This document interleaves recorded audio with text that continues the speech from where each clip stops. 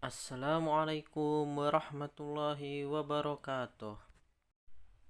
Baik, teman-teman, pada pertemuan kali ini kita akan melanjutkan membahas tentang data.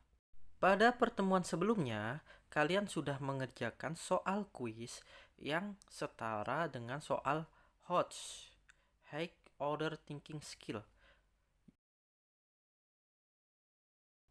Pada pertemuan kali ini, Bapak akan membahas soal tersebut. Barangkali dari teman-teman sekalian masih ada yang bingung atau kesulitan dari soal tersebut. Baik, langsung saja kita ke soalnya. Soal nomor 1. Baik, berikut disajikan data pasien terkonfirmasi positif COVID-19 yang dirawat di Kabupaten Bekasi. Data tersebut diambil berdasarkan pembaruan tanggal 4 April 2020 pukul 8.00 waktu Indonesia bagian Barat. Baik, dari data tersebut kita diminta mencari banyak pasien di Cikarang Barat. Kita diminta mencari pasien di Cikarang Barat. Bagaimana caranya? Baik, pertama kita tulis dulu data apa saja yang diketahui. Jumlah pasien terkonfirmasi di Kabupaten Bekasi seluruhnya ada 14 orang. Cikarang Selatan 1 orang. Tambun Selatan ada 9 orang. Tambun Utara ada 1 orang. Di Tarumajaya ada 1 orang.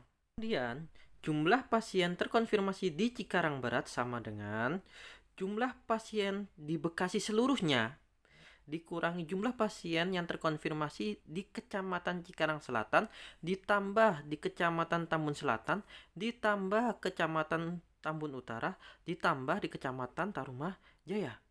Kemudian kita masukkan angkanya, di Bekasi seluruhnya ada 14 orang. Selanjutnya kita masukkan jumlah pasien terkonfirmasi di masing-masing kecamatan. Kecamatan Cikarang Selatan ada 1, Tambun Selatan 9, Tambun Utara 1, Tarumajaya ada 1. Kemudian 14 kita tulis ulang di bawahnya dan kita jumlahkan terlebih dahulu yang ada di dalam kurung. Baik, kita peroleh 12, kemudian 14 dikurangi 12 sama dengan 2. Jadi, jumlah pasien terkonfirmasi di Kecamatan Cikarang Barat ada 2. Selesai, bagaimana? Mudah bukan? Baik, selanjutnya soal nomor 2. Teman-teman silahkan perhatikan data tentang pasien dalam pengawasan PDP di Cikarang. Teman-teman diminta untuk mencari PDP di Kecamatan Cikarang Barat yang belum diketahui. Caranya bagaimana? Caranya gampang seperti soal nomor 1 sebelumnya. Baik, jika sudah paham, Bapak langsung saja. Jumlah PDP di Kecamatan Cikarang Barat sama dengan jumlah PDP di Cikarang seluruhnya dikurangi jumlah PDP di Cikarang Selatan ditambah PDP di Cikarang Utara ditambah PDP di Cikarang Timur. Baik. PDP di Cikarang seluruhnya ada 51. PDP di Cikarang Selatan ada 18. PDP di Kecamatan Cikarang Utara ada 15. PDP di Cikarang Timur ada 9. Kemudian kita jumlahkan dulu yang ada di dalam kurung. 18 tambah 15 tambah 9 sama dengan 42. 51 dikurangi 42 sama dengan 9. Jadi jumlah PDB di Cikarang Barat ada 9. Bagaimana? Mudah bukan? Baik, selanjutnya soal nomor 3. Teman-teman silahkan perhatikan tabel kasus COVID-19 terkonfirmasi di Pulau Jawa. Pertanyaannya, berdasarkan tabel di atas, jumlah kasus COVID-19 terkonfirmasi di Provinsi Jawa Barat dan DKI Jakarta adalah... Baik, karena yang ditanya adalah jumlah, berarti kita nanti tinggal menambahkan saja atau menjumlah. Baik, di Jawa Barat ada 252 kasus terkonfirmasi. Kita tulis, kemudian ditambah di DKI Jakarta ada 1124 4 kita tulis, kemudian kita tinggal menjumlahkan saja. Jadi hasilnya 1376. Bagaimana? Mudah bukan? Baik, selanjutnya soal nomor 4. Baik, teman-teman silahkan perhatikan tabel kasus COVID-19 terkonfirmasi di Pulau Jawa berikut. Pertanyaannya, berdasarkan tabel di atas, provinsi dengan banyak kasus COVID-19 terkonfirmasi paling sedikit. Yang paling sedikit berarti banyak kasus terkonfirmasi yang angkanya paling kecil. Berapa angka yang paling kecil? 34, betul. Dari Provinsi Daerah Istimewa Yogyakarta.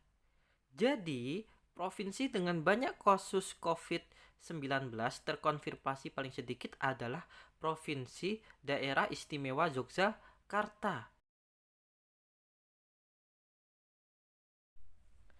Dengan banyak kasus terkonfirmasi, yaitu sebanyak 34. Bagaimana? Mudah bukan? Baik, selanjutnya soal nomor 5. Baik, teman-teman silakan perhatikan tabel data pasien COVID-19 yang meninggal di Pulau Jawa berikut. Pertanyaannya, total pasien COVID-19 yang meninggal di Pulau Jawa adalah... Baik, karena yang ditanya adalah total, berarti kita tinggal menjumlahkan semuanya. Baik, di DKI Jakarta ada 56 yang meninggal. Di Jawa Barat ada 12. Di Jawa Timur ada 30.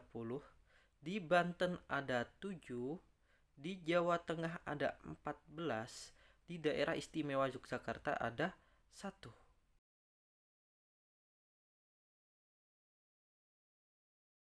Baik, kita tinggal menjumlahkan saja. Silahkan dihitung. Hasilnya adalah 120. Jadi, total pasien COVID-19 yang meninggal di Pulau Jawa adalah 120. Bagaimana? Mudah bukan? Selanjutnya, soal nomor 6. Baik, di soal nomor 6 ini beberapa teman-teman ada yang salah ya. Hampir sebagian besar. Baik, teman-teman sekalian, silahkan perhatikan diagram garis tentang penambahan kasus sembuh per hari selama 1 pekan terakhir berikut. Pertanyaannya adalah total kasus sembuh dari tanggal 3 April sampai tanggal 5 April.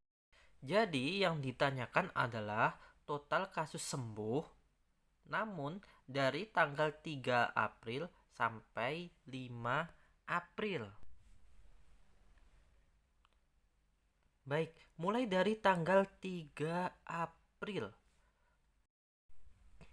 Banyak kasus sembuh adalah 22 kasus sembuh.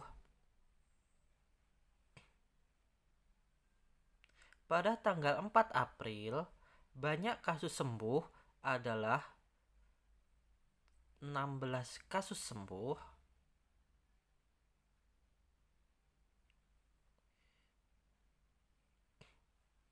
Pada tanggal 5 April, banyak kasus sembuh adalah 14 kasus sembuh.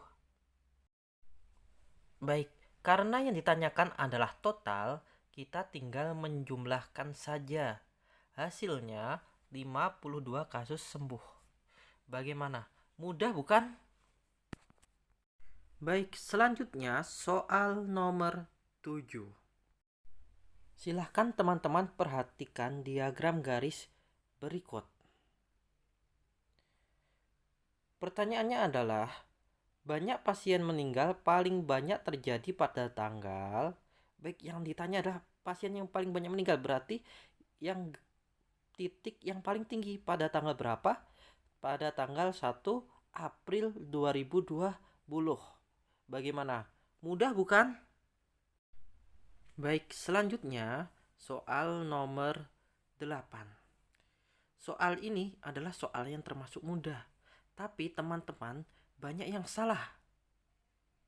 Baik, silahkan perhatikan gambar diagram garis berikut.